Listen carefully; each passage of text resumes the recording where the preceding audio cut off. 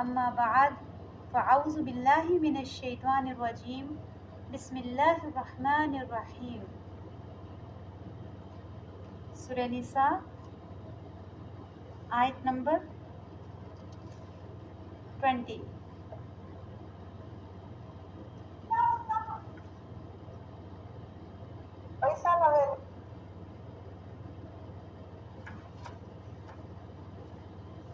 وا اور جی لفظی ترجمہ دیکھیے۔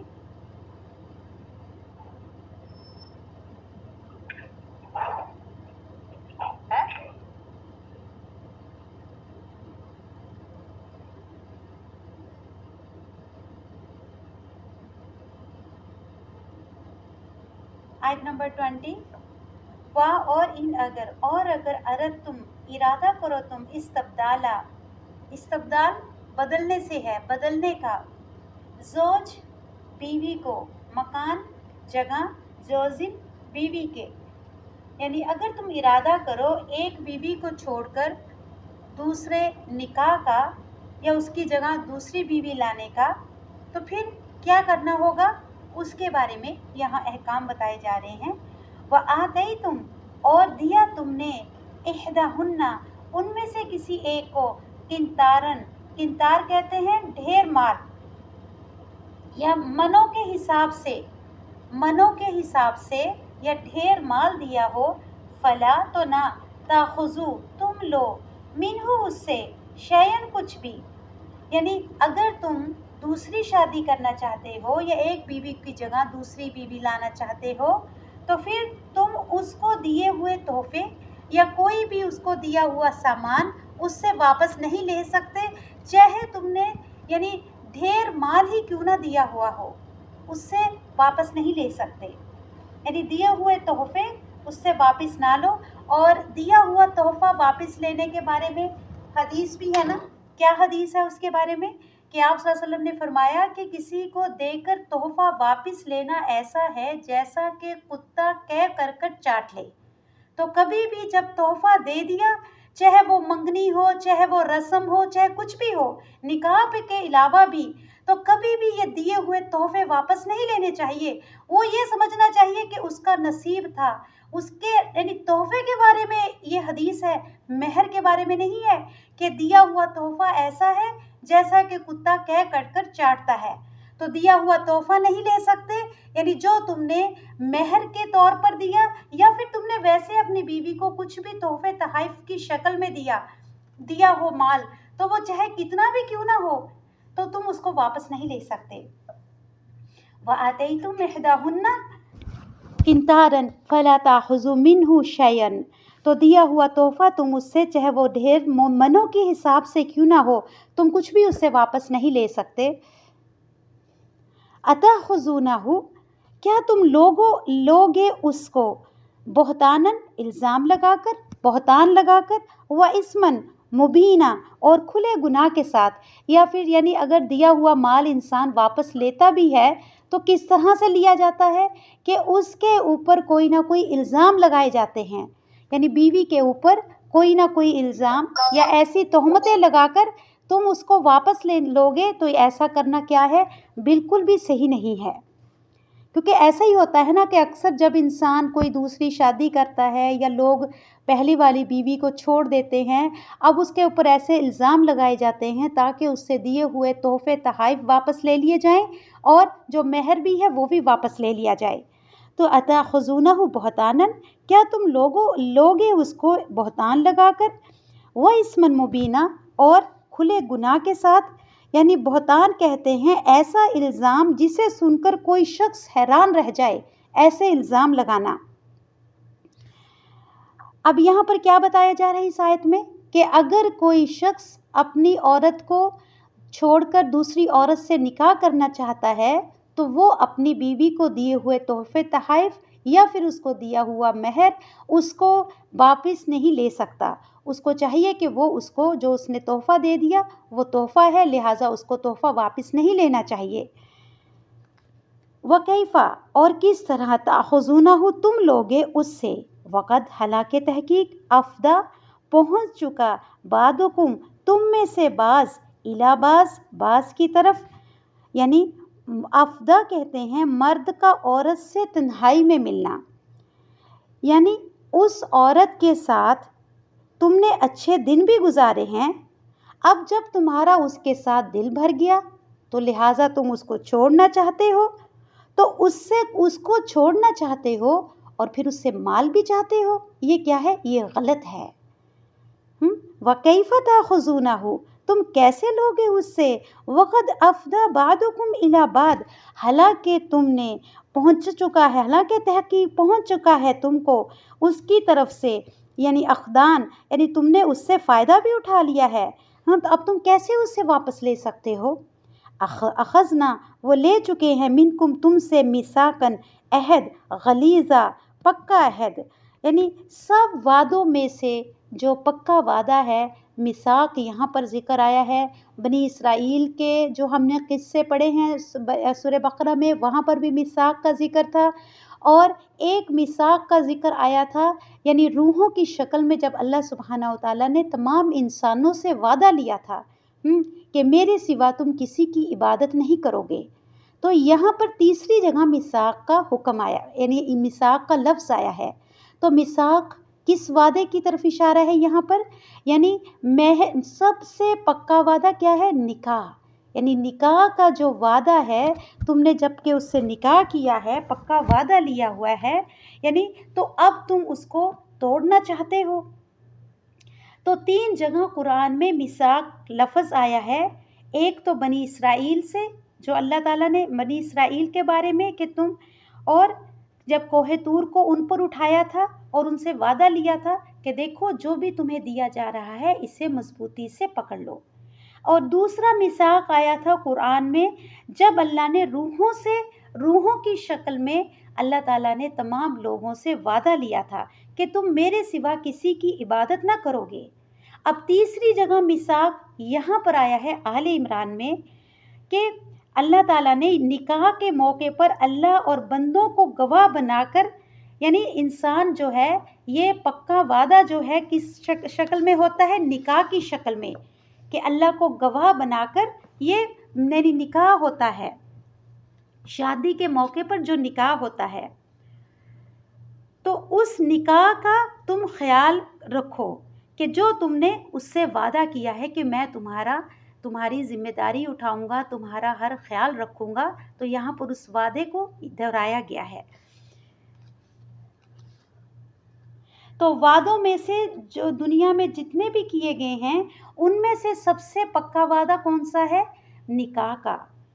تو واقعی وعدوں میں گواہی نہیں ہوتی، لیکن نکاح کا وعدہ ایسا ہے کہ جس میں گواہی بھی دی جاتی ہے کہ ہاں یہ شخص واقعی ایسا کرے گا، اور حالانکہ نکاح جو ہے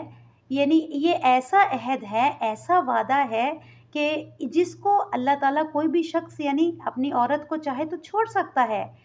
طلاق دے سکتا ہے، لیکن سب سے زیادہ ناپسندیدہ چیز کیا ہے جو اللہ تعالیٰ کو ناپسندیدہ ہے؟ وہ طلاق ہے، یعنی اس وعدے کو توڑنا۔ طلاق کیا ہے؟ اس وعدے کو توڑنا جو اللہ کے نام پر کیا جاتا ہے۔ تو یہاں پر یہی چیز بتائی جا رہی ہے، کیف تاخذونہ، تم کیسے لے سکتے ہو؟ وقد افضى بعضكم الى بعض، حالانکہ تم نے پہنچ چکا ہے تم میں سے بعض کو بعض کی طرف، یعنی تم نے مرد اور عورت کا آپس میں تنہائی میں ملنا، یعنی تم نے ایک دوسرے سے فائدہ بھی اٹھا لیا ہے۔ وَأَخَذْنَا مِنْكُمْ مِيثَاقًا غَلِيظًا، اور تم سے لیا گیا ہے، یعنی جو پکا وعدہ لیا گیا ہے اس کی بنا پر تم یہ کیسے کر سکتے ہو کہ تم اب اس کو دی ہوئی چیزیں، تحفے، تحائف واپس لے لو۔ ماں نہ کہا جس نکاح کے آباؤکم، تمہارے باپ، یعنی دادا وغیرہ، باپ دادا وغیرہ، آباؤ کا مطلب کیا ہے؟ یعنی باپ دادا، من نسائی، عورتوں میں سے، اللہ، مگر، ما قد سلف، جو تحقیق گزر چکا، انہو، بے شک وہ، کانا ہے، فاحشہ، بے حیائی کا کام، و مقتا، اور دشمنی کا سبب، وساء، اور برا، بہت برا رستہ ہے، سبیلا، رستہ۔ اب یہاں پر عورتوں کی حرمت کی بات ہو رہی ہے،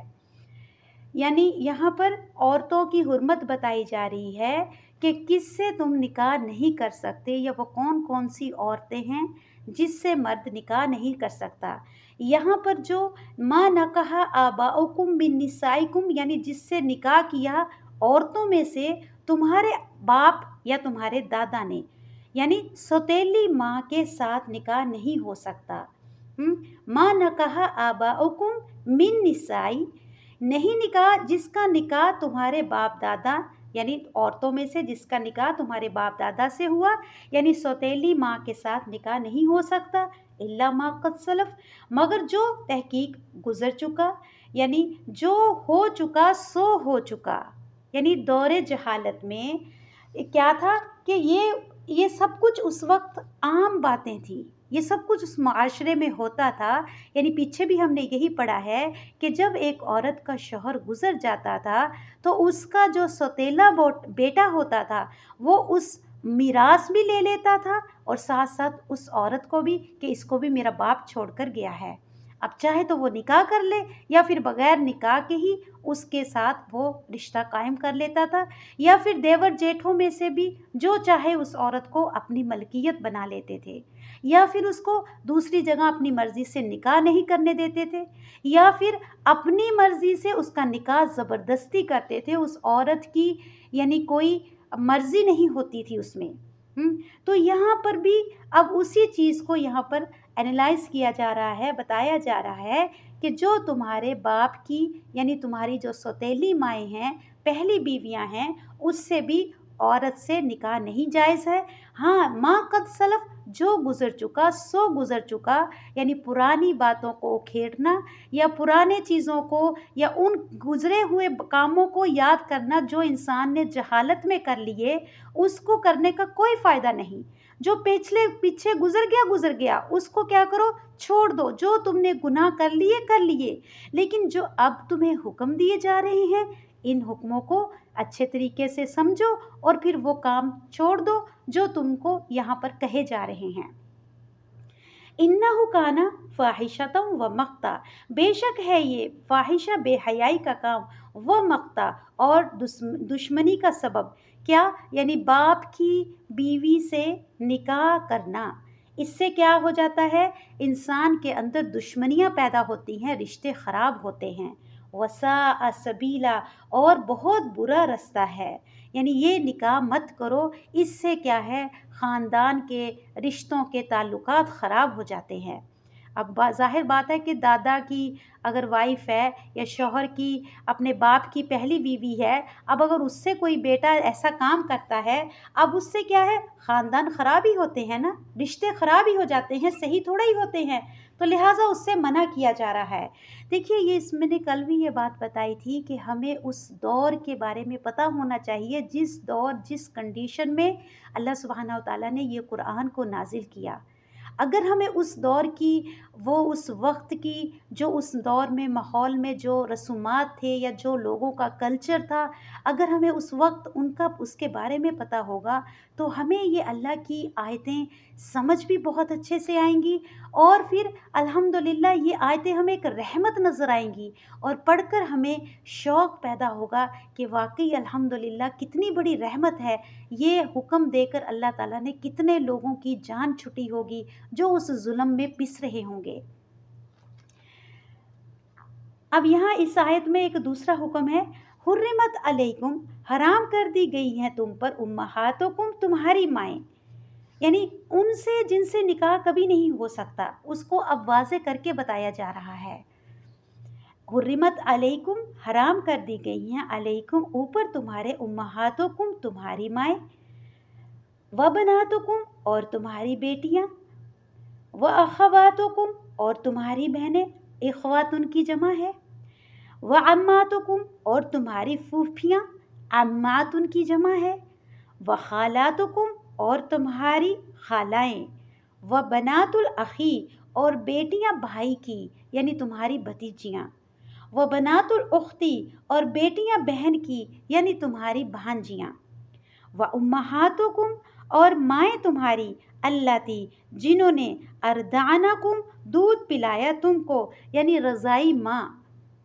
واخواتکم، اور اخوات ان کی جمع ہے، اور بہنیں تمہاری من الرضاعہ رضاعت سے، یعنی رضاعت سے جو رشتے میں بہن، جو رضاعت سے بہن ہے وہ والی بھی، یعنی جس کی ماں نے دودھ پلایا ہو تو اس کی بیٹی بھی کیا ہوگی، نکاح حرام ہے اس کے ساتھ بھی۔ اچھا اس میں ایک چیز یہ پوائنٹ ہے کہ یعنی رضاعت کب ثابت ہوتی ہے، یعنی رضاعت کیسے ثابت ہوتی ہے، 5 دفعہ دودھ پینے سے، یعنی 1-2 سپ پینے سے کوئی رضائی بہن بھائی یا رضائی ماں نہیں بن جاتی، بلکہ اس کے لیے کیا ہے، پیٹ بھر کے 5، کم از کم 5 دفعہ اور پیٹ بھر کر دودھ پیا ہو، یا 1-2 دفعہ سے حرمت ثابت نہیں ہوتی، اور اتنا دودھ پیا ہو کہ پیٹ، یعنی اس سے اس کا کیا ہے، پیٹ بھر جائے تو رضاعت ہوتی ہے، یعنی وہ ماں، رضائی ماں، اور اس کے جو بچے ہیں وہ رضائی بہن بھائی بنتے ہیں۔ 5 دفعہ دودھ پیا ہو، پیٹ بھر کر پیا ہو، اور 2 سال کے اندر پیا ہو، یہ اس کی کنڈیشنز ہیں رضاعت کی۔ جی 3 کنڈیشن ہیں رضاعت کی۔ نمبر 1، 5 مرتبہ دودھ پیا ہو، ایک آدھی مرتبہ میں کوئی رضاعت ثابت نہیں ہوتی، اور نمبر 2 پر ہے کہ پیٹ بھر کر پیا ہو، اور نمبر 3 پر ہے 2 سال کے اندر پیا ہو، یعنی 2 سال کے اندر جو رضاعت کا حکم ہے اس کے اندر اندر پیا ہو تو رضاعت ثابت ہوتی ہے۔ ٹھیک ہے،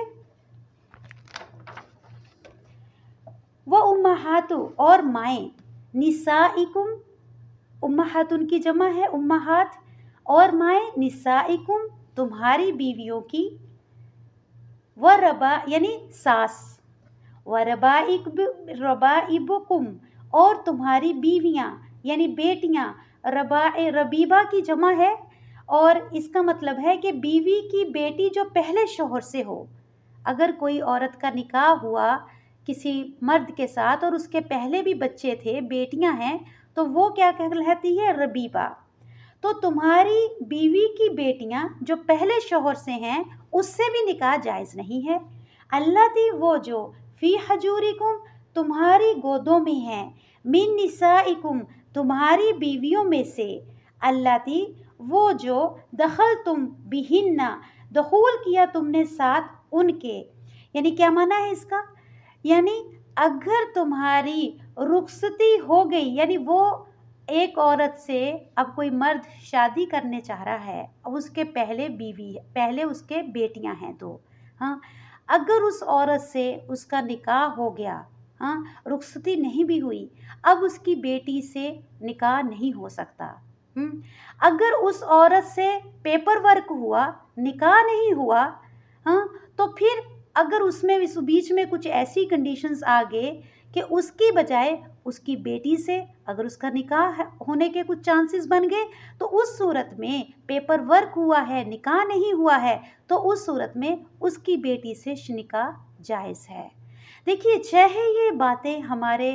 بہت ریئر کیس ہوتے ہیں، یہ زیادہ تر سننے میں یا دیکھنے میں نہیں آتی ہیں ایسی باتیں، لیکن لہٰذا یہ اللہ کے حکم ہیں، اللہ تعالیٰ نے یہ احکام قرآن میں نازل کیے ہیں، اللہ سبحانہ و تعالیٰ علیم حکیم ہیں، بہت زیادہ علم والے ہیں، اللہ سبحانہ و تعالیٰ بہت زیادہ حکمت والے ہیں، تو لہٰذا اللہ کے ہر حکم کو جاننا ہمارا کیا بنتا ہے، فرض بنتا ہے کہ ہمیں ساری چیزیں سمجھنی چاہیے اور جاننی چاہیے جو بھی قرآن میں آئی ہیں، چاہے ہمارا اس سے واسطہ نہیں بھی پڑتا، ہاں، لہٰذا ہم کیا کرتے ہیں، بے غوری کرتے ہیں کہ یہ کون سا سننے میں آتا ہے، یہ کون سا انسان نے کبھی دیکھا ہے، لیکن اللہ کے حکم ایسے ہی نہیں ہوتے، جو اللہ نے قرآن میں نازل کیا ہے ہمیں وہ ہونا معلوم ہونا چاہیے، پتہ ہونا چاہیے۔ اب جیسے وراثت کے احکامات ہیں، یتیموں کے بارے میں، بیواؤں کے بارے میں، اللہ سبحانہ و تعالیٰ نے جس طرح سے آرڈر سے قرآن میں ہر چیز کو یعنی مینشن کیا ہوا ہے، وہ پوری آرڈر سے ہمیں ہر چیز پتہ ہونی چاہیے، چاہے وہ ہمارے استعمال میں یا ہماری ڈیلی لائف میں ایسے سننے میں یا ایسے واقعات بہت کم آتے ہوں یا ہمارا واسطہ ان سے بہت کم پڑے، لیکن انسان کو پتہ ضرور ہونا چاہیے، کیوں، یہ ہمارے رب کے احکام ہیں، ہاں یہ ہمارے رب کی شریعتیں ہیں۔ اب دیکھیے بعض لوگ پولیٹکس پڑھتے ہیں، کیسے کیسے سبجیکٹ پڑھتے ہیں پڑھائی میں، تو کیا ان کی زندگی میں اس سے کچھ واسطہ ہوتا ہے؟ نہیں ہوتا، بعض چیزوں سے انسان کو پتہ بھی نہیں ہوتا، ہاں لیکن اس کے باوجود ان کو پڑھا جاتا ہے، کیوں؟ وہ ان کا کورس ہے۔ تو اسی طرح سے جو ہماری زندگی کا مین کورس بک کون سی ہے ہماری زندگی کو جینے کے لیے، جو لازم اور ضروری ہے سب انسانوں کو اس کو سمجھنا، وہ قرآن۔ تو سب انسانوں کے لیے اللہ سبحانہ تعالیٰ نے قرآن کو لازم کیا ہے کہ اس کو سمجھنا چاہیے۔ تو لہٰذا چاہے کوئی باتیں ہمارے نوٹس میں آتی ہوں یا چاہے کچھ چیزوں سے کچھ باتوں سے ہمارا واسطہ نہ بھی پڑتا ہو، لیکن ان کو جاننا بے حد ضروری ہے۔ تو کیوں؟ اللہ کے احکام ایسا ہی نہیں ہوتے، اس کو ضرور سننا بھی چاہیے، سمجھنے کی پوری کوشش بھی کرنی چاہیے اور یاد رکھنے کی بھی کوشش کرنی چاہیے کہ یہ اللہ سبحانہ تعالیٰ نے یہ حکم اس قرآن میں نازل کیے ہیں۔ من نسائکم اللتی دخلتم بہن، وہ جو دخول کیا تم نے ساتھ ان کے۔ جی ٹھیک ہے، یہاں پر یہ لکھ لیں کہ رخصتی ہوئی، تعلق قائم نہ ہو چکا تو اس کی بیٹی سے نکاح جائز ہے، کیونکہ بعض کیس ایسے ہوتے ہیں کہ کچھ ہو جاتا ہے، اس وجہ سے وہ اس کی ماں سے نکاح کی بجائے بیٹی کا سامنے آ جاتا ہے، تو ایسی حالت میں کیا حکم ہے کہ رخصتی نہیں ہوئی، ہاں تو تعلق قائم نہیں ہوا تو بیٹی سے نکاح جائز ہے۔ اگر رخصتی ہو گئی اور تعلق قائم بھی نہیں ہوا لیکن نکاح ہو گیا تو پھر اس بیٹی سے نکاح نہیں ہو سکتا۔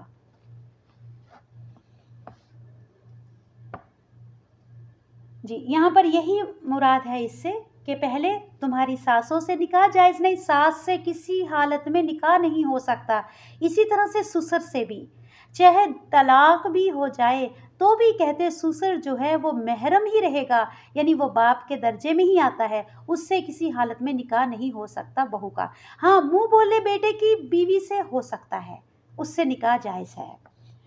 فَإِن لَم، پھر اگر لم نہیں تکونو ہو، کن کی جمع کونو، نہیں ہو دخول کر چکے بہن ان پر، فلا جناح علیکم، تو نہیں کوئی گناہ تم پر، وحلائل، اور بیویاں ہوں ابنائکم، تمہارے بیٹوں کی، یعنی تمہاری بہویں۔ اب یہاں پر کیا ہے؟ حلائل حلال ہیں بیویاں، ابنائکم تمہارے بیٹوں کی، یعنی بہوؤں سے بھی نکاح حرام ہے، بہوؤں سے نکاح حرام ہے، لیکن کس کے ساتھ جائز ہے، حلال ہے؟ منہ بولے بیٹے کی بیوی کے ساتھ نکاح جائز ہے۔ اس کا مطلب یہاں سے یہ پتہ چلتا ہے کہ منہ بولے بیٹے یا منہ بولی بیٹیاں یا پھر اڈاپٹ شدہ بچے، اس کی اسلام میں کوئی بھی گنجائش نہیں ہے، ٹھیک ہے، کہ کر سکتے ہیں، اس کو رکھ سکتے ہیں، پال سکتے ہیں، کوئی پالتا ہے، لیکن نہ تو اس کو وراثت میں اور نہ ہی کوئی محرمات میں ان کو کسی طرح کی گنجائش نہیں ہے کہ اگر آپ نے کوئی لڑکی پالی ہے اور پھر آپ اس کو اب اس کے باپ بننے کی حیثیت سے آپ اس کے ساتھ، یعنی اس کے سامنے کوئی پردے کے احکام نہیں ہیں، شاید کیونکہ وہ باپ ہے، تو لہٰذا یہ کوئی اسلام میں اس طرح کی گنجائش نہیں کہ منہ بولی بیٹی جو ہے وہ باپ سے اس طرح سے، یعنی جب وہ جوان ہو جائے اس کا پردہ ہے، چاہے وہ منہ بولا باپ ہے یا پھر وہ اڈاپٹ شدہ بچہ ہے، تو اس کے جو وہ والدین ہیں ٹھیک ہے انہوں نے پرورش ضرور کی ہے ان کی، لیکن کوئی بھی اسلام کے احکام جو ہیں وہ اس پر ایسا نہیں ہے کہ لاگو نہیں ہوتے۔